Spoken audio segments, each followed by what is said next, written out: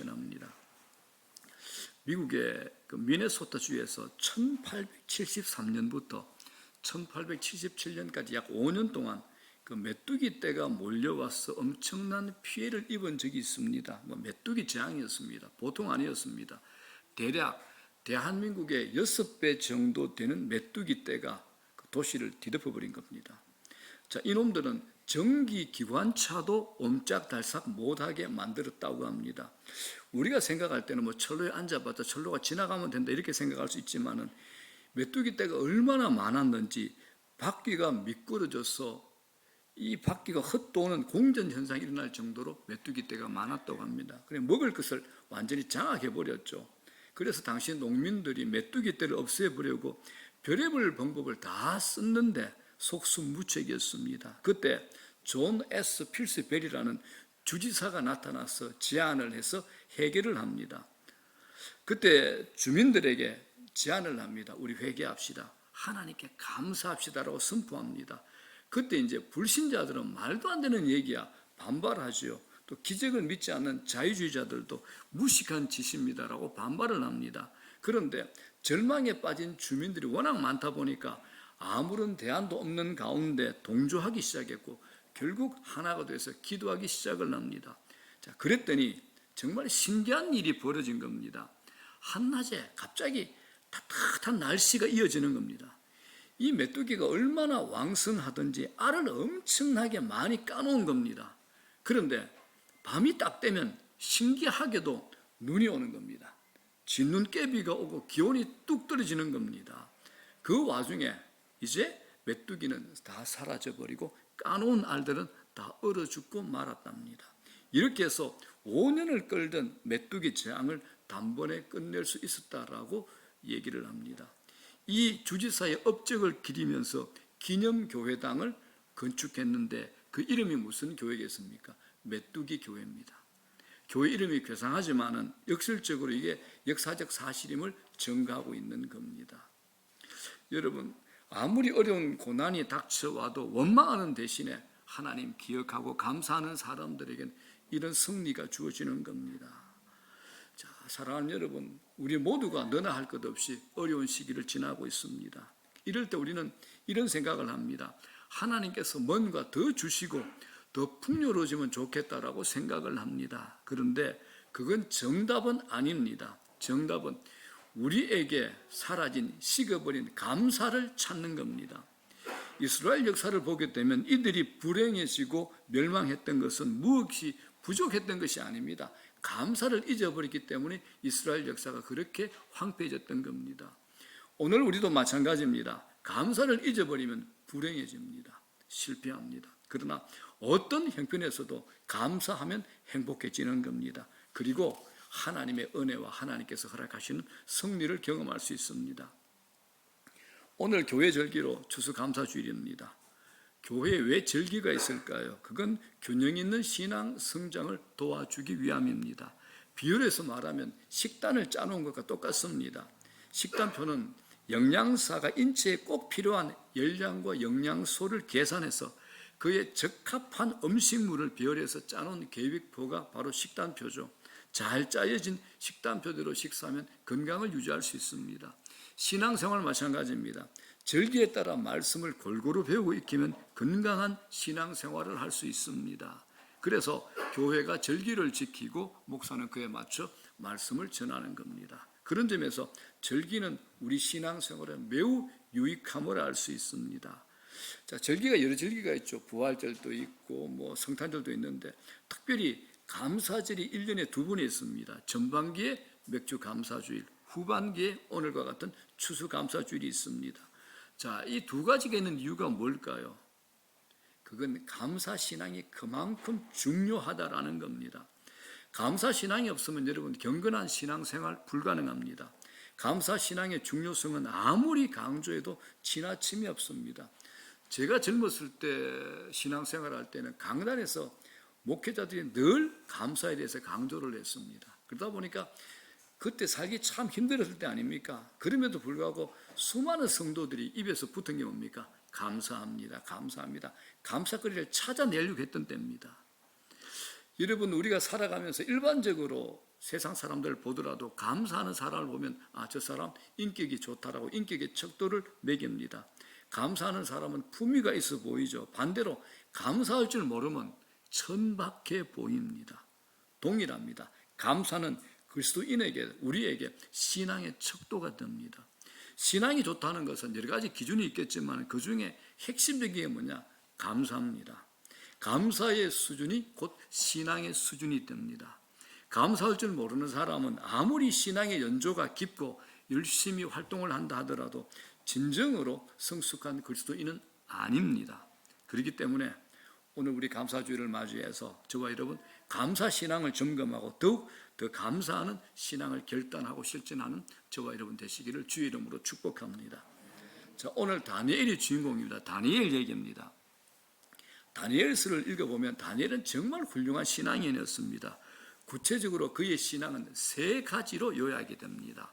첫 번째 성결신앙, 두 번째는요 기도신앙, 세 번째는 감사신앙입니다. 이 다니엘은 기원전 6세기에 이스라엘이 바벨론의 침략을 받아서 멸망할 때 포로로 끌려갔던 청년입니다. 포로로 끌려갔던 사람입니다. 그 시절에. 그래서 다니엘은 소년 시절부터 노년에 이르기까지 바벨론에 살면서 많은 고난을 겪었는데 나중에 바벨론의 총리가 되죠. 믿음의 영웅으로 기록이 되었습니다. 그 이면에 고비 숱한 고난이 있었습니다. 소년 시절에 포로로 붙잡혀 간 바벨론 왕궁에서 특별 교육을 받을 때 바벨론의 학문을 배우는 건 참 좋은데 바벨론의 우상 신에게 제사했던 육식을 해야 되잖아요. 고기를 먹어야 되죠. 또 술을 마시는 거 이건 도저히 받아들일 수가 없었습니다. 포로에다가 비교육성인 처지에서 거부하기 어려웠지만 다니엘은 그의 뜻을 정하고 성결을 지킵니다. 그런데 그는 늘 성결과 기도신앙 중심으로 살아갔던 겁니다. 자, 그런데 우리가 또 하나 놓치지 않아야 될 것은 다니엘 신앙의 특징이 뭐냐? 감사신앙이었습니다. 늘 감사했습니다. 고난이 닥쳐와도 다니엘은 감사했습니다. 자, 우리 오늘 다니엘서 6장인데 그 앞에 보면 또 다른 사건이 있습니다. 2장을 보게 되면 바벨론 왕 느부갓네살이 큰 신상의 꿈을 꿉니다. 그런데 무슨 뜻인지 몰라서 난리를 치죠.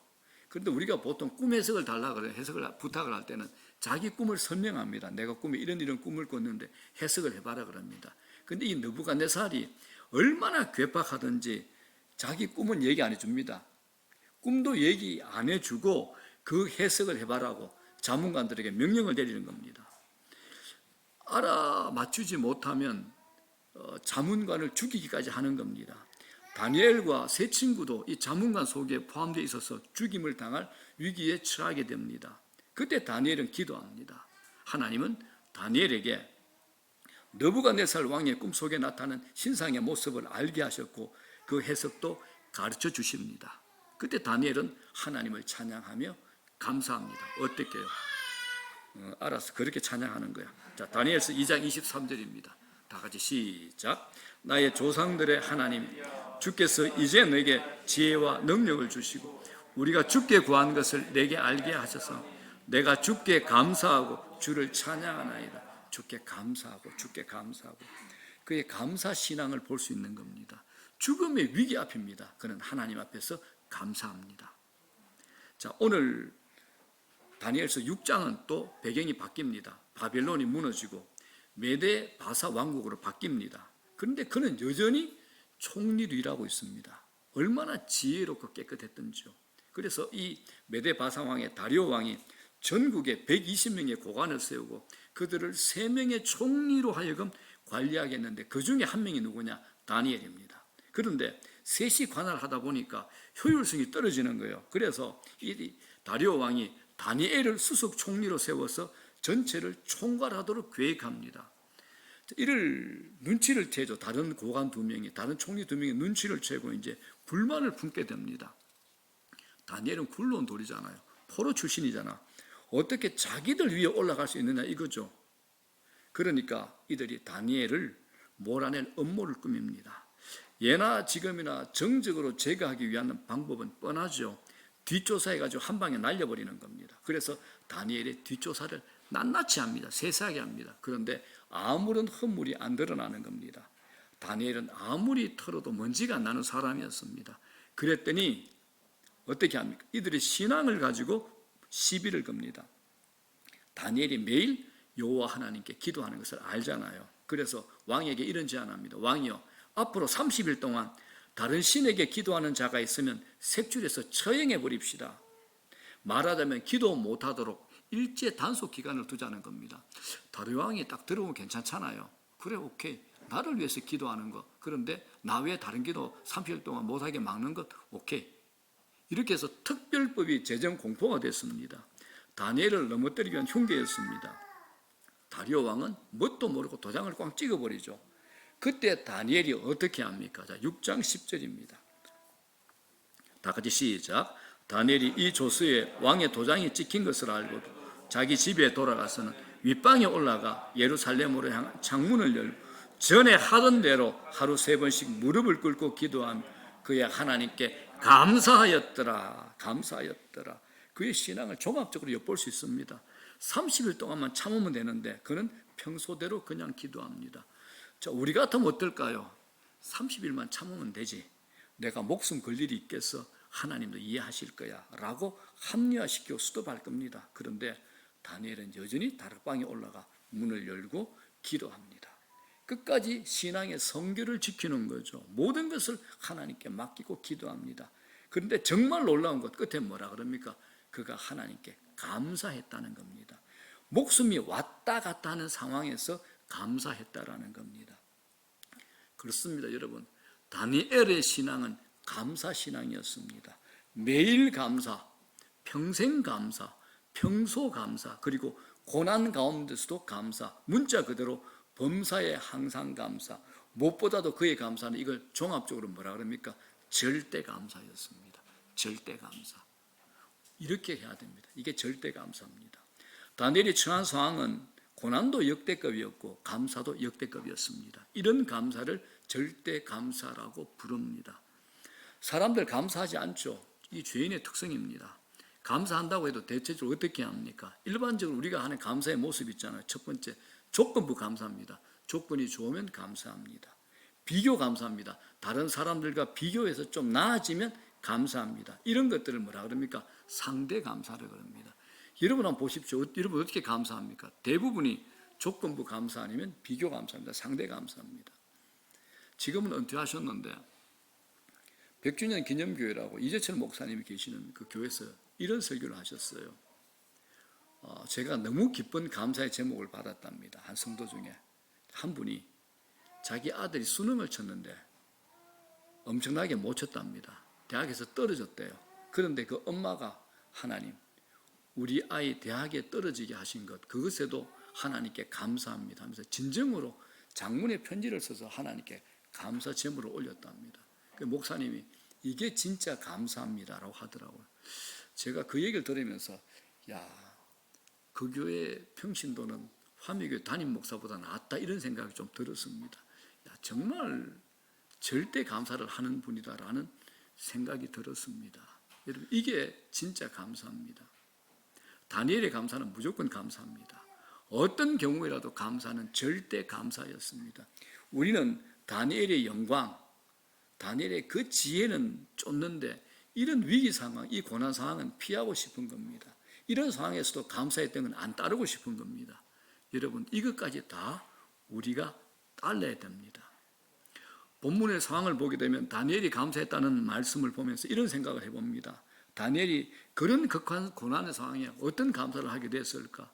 무엇보다도 지난 세월 하나님께서 베푸신 은혜를 생각하며 감사했을 겁니다.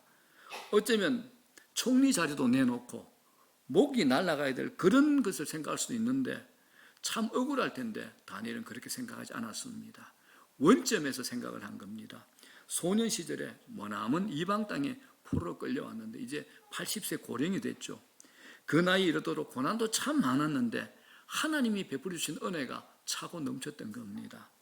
그가 갖고 있는 것을 놓아야 되고 빼앗기도 된다라고 생각을 했던 겁니다. 그런데 그 모든 게 하나님 주신 것이기에 이제 다 놓아도 심지어 인생을 마친다 하더라도 지금까지 살아온 그 자체가 감사했던 겁니다. 그리고 모든 것을 하나님께 맡길 수 있으니 감사했습니다. 설사 죽는다 하더라도 하나님 계신 천국에 갈 수 있으니 감사했던 겁니다. 사도 바울의 신앙이 비슷합니다. 바울이 고린도전서 4장 7절에 이렇게 얘기합니다. 다 같이 읽겠습니다. 시작. 누가 너를 남달리 구별하였느냐? 네게 있는 것 중에 받지 아니한 것이 무엇이냐? 네가 받아선즉 어찌하여 받지 아니한 것 같이 자랑하느냐? 네게 있는 것 중에 받지 아니한 것이 무엇이냐라고 얘기를 합니다. 내가 소유하고 있는 모든 것은 크든 작든 모두 다 하나님의 은혜라는 겁니다. 그러니까 감사할 수밖에 없는 겁니다. 사도 바울은 또 고난 중에도 하나님께 맡기고 감사함으로 기도하라고 권면합니다. 빌립보서 4장 6절에 뭐라 그럽니까? 아무것도 염려하지 말고 다만 모든 일에 기도와 간구로 너희 구할 것을 감사함으로 하나님께 아뢰라. 너희 구할 것을 감사함으로 하나님께 아뢰라고 얘기합니다. 이 말씀은 권면이기도 하지만은 바울 자신의 신앙 고백이기도 합니다. 그는 더 나아가 설사 죽음이 닥쳐와도 감사할 수 있었습니다. 이게 여러분 다니엘과 바울의 신앙 수준입니다. 감사 수준이 신앙 수준이라는 말이 바로 이런 말이 됩니다. 다니엘의 감사 신앙은 놀라운 힘을 발휘합니다. 그는 어떤 형편에서도 행복할 수 있었습니다. 그리고 승리했습니다. 더 나아가 살아계신 하나님을 증거도 하죠. 이 모든 게 감사의 힘입니다. 흔히 많은 사람들이 이런 얘기합니다. 행복해서 감사합니다. 이런 얘기합니다. 아닙니다. 감사해서 행복합니다. 여러분들 어떻습니까? 행복해서 감사한 것 같습니까? 감사해서 행복한 것 같습니까? 아무리 좋은 조건에 처해도 감사하지 못한 사람은 불행합니다. 만족하지 못하고 불평하기 때문입니다. 그래서 이런 말이 있습니다. 그 사람이 얼마나 행복한가는 감사의 깊이에 달려있다. 여러분의 감사의 깊이는 어떻습니까? 보네프가 이런 말도 합니다. 사람은 감사를 통해서 부자가 된다. 사람은 감사를 통해서 부자가 된다. 여러분들 다들 부유하십니까? 결정적인 순간에 대답을 안 하십니다. 여러분 다들 부유하십니까? 동일한 조건에서도 감사하는 사람이 부자고 그럴 때 하나님께서 기뻐하셔서 축복하십니다. 서양 사람들 입에 감사, 땡큐가 달려있잖아요. 기독교 신앙에서 나온 감사 문화입니다. 요사이 우리도 이제 식당에서 밥을 먹을 때 우리가 돈을 지불하지만 음식을 갖다 줄 때 감사합니다, 감사합니다라고 얘기를 하지 않습니까? 저희 교회의 1층에 여기에 미장원이 있습니다. 제 머리는 남성 커터 전문점에서 7,000원 정도 주면 깎을 수 있는 머리입니다. 옛날에는 5,000원 줬는데 이제는 올랐습니다. 그런데 영상 때문에 미장원 가가지고 이제 10,000원 정도 주고 깎았는데 이 별 차이를 모르겠더라고요. 그래서 내가 아무데나 가야 되겠다 이 생각하고 있는데 1층에 이제 미장원이 입점을 한 겁니다. 거기는 12,000원입니다. 사실 제 머리는 집사람이 서툴지만은 중간에 이제 집에서 이제 수술 치는 가비가 좀 정리를 해줍니다. 그러면 한 2주 정도는 또 버팁니다. 그럴 정도로 그저 그런 머리가 제 머리 스타일입니다. 그래도 이제는 되게 비싸지만은 12,000원짜리 1층에 미장원을 갑니다. 제가 가면 이런 얘기 합니다. 전국에서 제 머리 제일 잘 깎으시는 분에게 제 머리 맡깁니다. 감사합니다. 제가 진심으로 얘기합니다. 그분 얼마나 좋으시겠어요. 정말 저는 그렇게 믿고 얘기를 합니다. 그런데 며칠 전에 머리를 깎으러 갔더니 다음 달 12월 달부터 15,000원으로 인상을 한대요. 야, 이거 12,000원도 부담인데 15,000원 더 부담되잖아요. 야, 이거 제가 머리를 깎으면서 다음에 와야 되나 말아야 돼. 고민을 하고 있는데 성령께서 제 마음에 감동을 주셨어요. 제가 머리 다 깎고 난 다음에 계산할 때 감사합니다. 제 머리를 2만 원 수준의 머리로 잘라주셔서 제가 15,000원을 감사함으로 제가 제일 먼저 드립니다. 복 받으십시오. 그리고 15,000원을 드리고 나왔습니다. 저분이 요새 저를 50m 바깥에서 보더라도 목사님 안녕하세요라고 인사합니다. 마음이 참 기뻤습니다. 하나님이 주신 감사한 마음이었습니다. 여러분 오늘 다니엘도 총리가 돼서 부자가 돼서 감사한 것 아니었습니다. 그 이전부터 평소에 고난의 상황에서도 감사했습니다. 그래서 다니엘은 행복한 사람이었습니다. 이제 본문으로 돌아갑니다. 간신들이 엿보죠. 다니엘이 기도하는 것을 봤잖아요. 체포를 합니다. 그리고 어떻게 합니까? 사자굴에 쳐넣어버립니다. 왕인 다리오 왕이 다니엘을 굉장히 총애했지만 자기가 도장을 찍어서 어쩔 수 없잖아요. 그런데 놀라운 일이 생깁니다. 하나님이 천사를 보내주셔서 굶주린 사자들의 입을 막아버린 겁니다. 이 사실을 모르는 다리오 왕이 밤새도록 괴로워서 밥도 못 먹고 끙끙대다가 잠도 못 자고 밤을 지새워서 새벽에 맨발로 사자굴로 뛰갑니다. 그리고 물어보죠. 다니엘아, 다니엘아, 네가 살았느냐 죽었느냐? 너희 하나님이 너 살려주셨냐? 놀랍게도 다니엘이 음성을 들려집니다. 6장 22절입니다. 시작. 나의 하나님이 이미 그의 천사를 보내어 사자들의 입을 봉하였으므로 사자들이 나를 상해하지 못하였사오니 이는 나의 무죄함이 그 앞에 명백함이 오며 또 왕이여 나는 왕에게도 해를 끼치지 아니하였나이다 하니라. 다리오 왕이 깜짝 놀라죠. 너무 기뻤습니다. 대신에 이 괘씸한 간신들 사자굴에 넣어서 처형해 버리는 겁니다. 다니엘은 손하나 깜짝하지 않고 원수들을 갚게 된 겁니다. 그뿐만 아닙니다. 다리오 왕이 나서서 하나님을 몰랐던 다리오 왕이 와서 하나님을 찬양하고 전도합니다. 전국 각지에 각 족속의 언어로 조서를 번역해서 이렇게 내려보냅니다. 26절 27절 시작. 내가 이제 조서를 내려놓으라.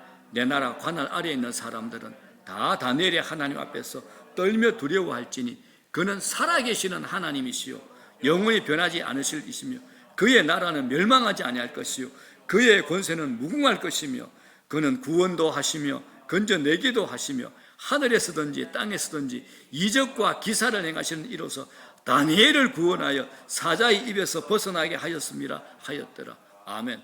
누가 한 거예요? 하나님 모르는 다리오 왕이 이런 조서를 전국 각지에 다 내린 겁니다. 다니엘 입장에서는 이방 땅에서 자기 신앙도 지키기 힘든 상황인데 전도도 생각할 수 없는 상황인데 하나님께서 이 다리오 왕을 사용하셔서 전국 각지에 하나님을 증거하고 나타나게 하신 겁니다. 다니엘이 성결을 지키고 기도하며 특히 감사 신앙으로 살았을 때 그와 함께 하시는 하나님이 저절로 온 만방에 다 드러났습니다. 이방 왕의 입을 통해서 하나님을 증거할 수 있게 된 겁니다. 얼마나 통쾌한 일인지 모릅니다.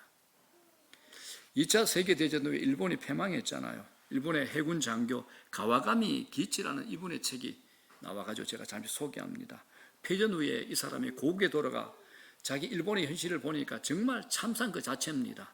매일 불평과 불만의 세월을 보냈는데 이런 생활 계속되니까 그의 몸이 마비가 되어버렸습니다. 꼼짝도 못하게 됐습니다. 정신과 의사를 만났더니 이런 처방을 합니다. 당신은 몸보다 마음에 문제가 있습니다. 하루에 1만 번씩 감사합니다라고 말해보세요. 감사하는 마음이 당신의 병을 치료해 줄 겁니다. 처음에 못 믿었죠.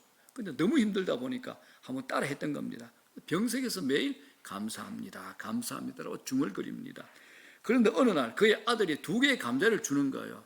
눈물을 글썽이면서 자기도 모르게 진정으로 감사합니다라고 했는데 그 순간 굳어져 있던 몸이 풀리고 질병에서 해방이 된 겁니다. 감사가 얼마나 놀라운 것인지 우리에게 신뢰로 보여주는 겁니다. 여러분, 다니엘은 그 어두웠던 시대에 감사신앙으로 살아서 행복했고 승리했고 그래서 하나님을 당당히 증거할 수 있었습니다. 그의 생애는 놀랍습니다. 10대 소년 시절부터 천국에 들어간 90대 노년의 때까지 그는 승리의 삶을 살았습니다. 그의 생애를 한 구절로 간단히 요약한 말씀이 6장 28절입니다. 뭐라 그럽니까? 시작. 이 다니엘이 다리오 왕의 시대와 바사 사람 고레스 왕의 시대에 형통하였더라. 어마어마한 거죠. 이제 말씀 정리합니다. 오늘 추수 감사주의를 보내면서 저와 여러분도 다니엘의 감사신앙을 배우면 참 좋겠다는 생각이 들었습니다. 감사는 조건으로 하는 게 아니라 신앙으로 하는 겁니다. 저는 제가 살아온 시간들을 보내면서 제게 한 가지 규칙이 있었습니다. 저도 살아오면서 직장생활도 해봤고 많은 어려움의 시간도 보냈는데 그때마다 제가 놓치지 않는 게 하나 있습니다. 내가 하나님으로부터 받는 이 기쁨의 은혜, 이 감사, 이것을 빼앗기지 않아야 되겠다. 어떤 경우도 문제가 큰 것이 아니라 하나님의 은혜가 더 크다. 하나님께만 집중하다. 이게 제 삶의 방식이었습니다. 여러분, 이렇게 하셔야지 감사를 놓치지 않습니다. 살아계신 절대 주권자 하나님, 나의 하나님이라는 신앙만 확실하면 언제든지 감사할 수 있습니다. 어떤 경우에도, 범사에도, 고난의 상황에서도 감사할 수 있습니다. 그럴 때 항상 행복할 수 있는 겁니다. 고난도 이기고 승리할 수 있습니다. 때로는 기적 같은 역사도 경험하게 되는 겁니다. 무엇보다도 우리와 함께 하신 하나님을 당당히 전가할 수 있습니다. 이런 감사 신앙으로 평생 존귀한 인생 사시기를 주의 이름으로 축복합니다.